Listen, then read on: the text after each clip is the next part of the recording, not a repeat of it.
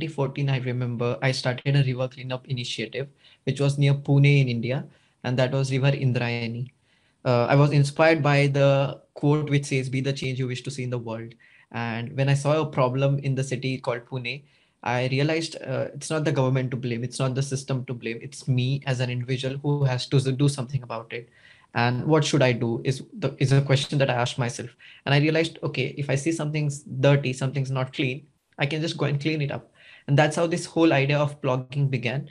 But in 2019, I came across this word called as plogging, because this was an idea that went trending in the year 2019.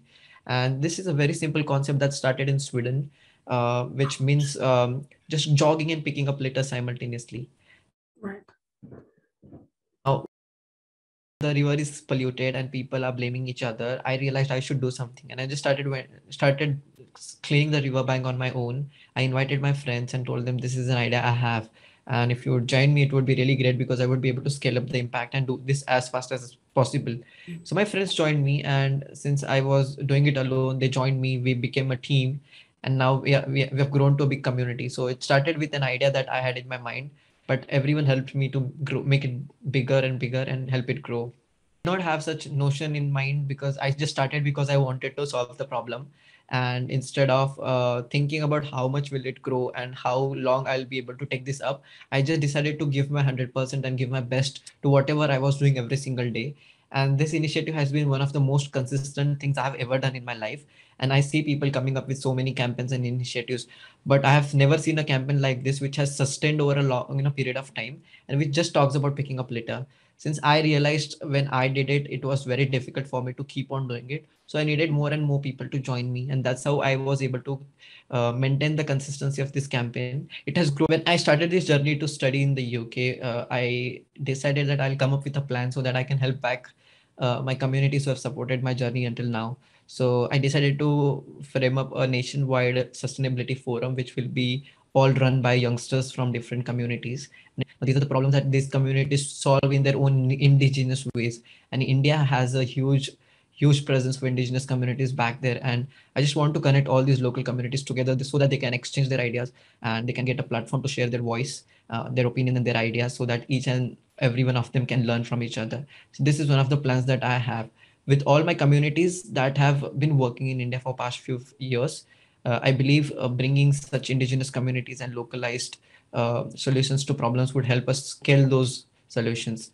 And that would be a huge exchange of ideas for both people living in the cities as well as people coming from rural backgrounds. Governments have to do more than what they are doing at this moment, because we have been seeing what's been happening all across the world.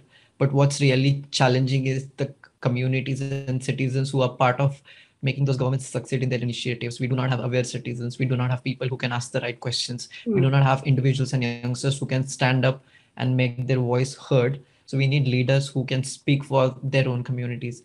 And I believe it's a two-way process. Only governments taking up policies needs active and proactive citizens who can take them to the ground level.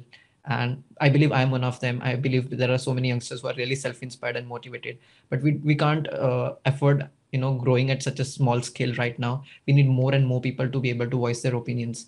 And me doing this is just one way of trying to involve more and more people and make their own leaders, make themselves the leaders of their communities. And that's the only way we can help governments succeed, because there will be accountability that will come into picture, because people will be asking the right questions at right. No doubt, even one of the huge opportunities I have ever received, it is one of the most happening things that has ever happened to me.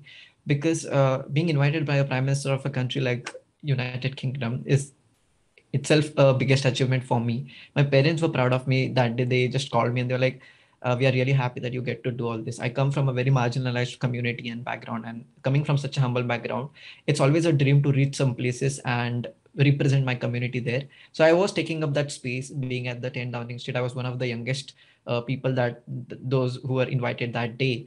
And I realized I was there for the work I have been doing and not for any kind of business opportunities I've been offering to the government. So, being there just because of the noble cause and campaign I've been running from past 8 years is something that made me feel better. And more than that, it was an honor to all the people who have been working for environmental conservation.